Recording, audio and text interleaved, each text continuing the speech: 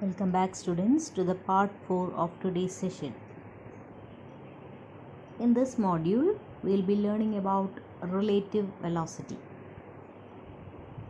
You might have seen that suppose if you are traveling by a train and if another train passes by your side in the same direction or in opposite direction, you may feel that the other train is either moving too slowly or it is at rest or it is moving with a very higher velocity. But actually the condition is not so. You are feeling it because of the concept of relative velocity. Relative velocity means velocity of one object with respect to another object. The relative velocity of object B with respect to object A is the time derivative of the relative position equation given by VBA is equivalent to VB minus VA, where VB is the velocity of particle B and VA is the velocity of particle A.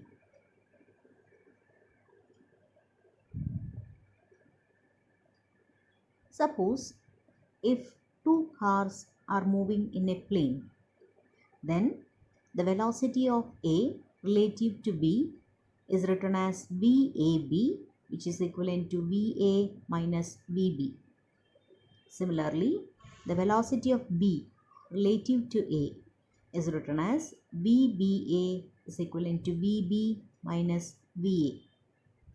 And from the equations, it is clear that VAB is equivalent to minus VBA, though the modulus value of VAB is equivalent to modulus value of VBA.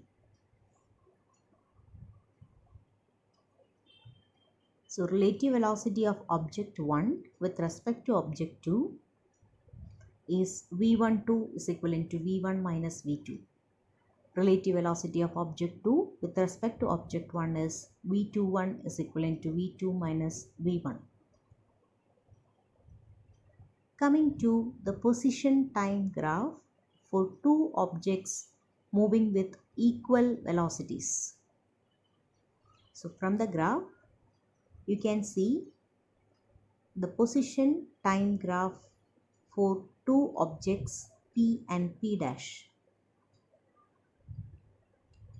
From the graph, it is clear that the two lines are parallel to each other and they are having a constant slope, which means that their velocities are the same, and since the object P dash is placed above the object P, P dash is ahead of P and both are moving with constant velocities, so that a constant distance is maintained between the objects P and P dash.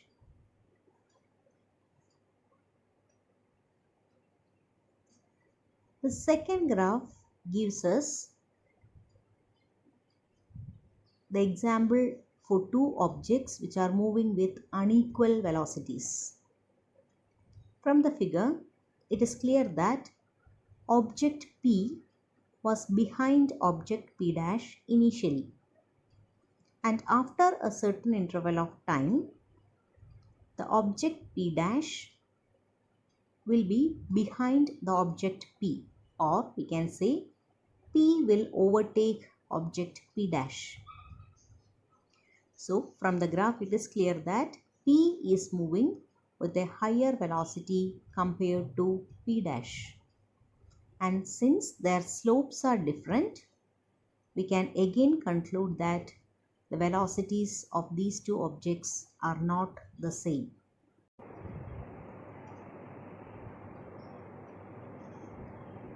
This third graph gives us the path of two objects A and B which are traveling in opposite directions. Since the slope of A and B are positive and negative, we can say that suppose if A is moving in the positive x direction B is moving in the negative x direction. And after a certain interval of time, they are crossing each other and moving in opposite directions. So initially the distance between these two objects, that is x1 of 0 and x2 of 0, goes on decreasing, and they meet at a particular time interval, and after that they recede away.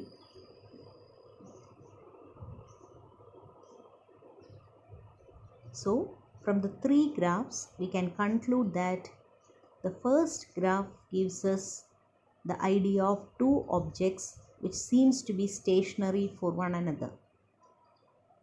From the second graph we know magnitude of VBA and VAB will be lower than the magnitude of VA and VB. That is, object A appears faster to B and B appears slower to A. From third graph, the magnitude of VBA and VAB will be higher than the magnitude of VA and VB. And since they are approaching each other, both the object will appear moving faster to one another. So hope you have understood the concept of relative velocity. Thank you, dear students.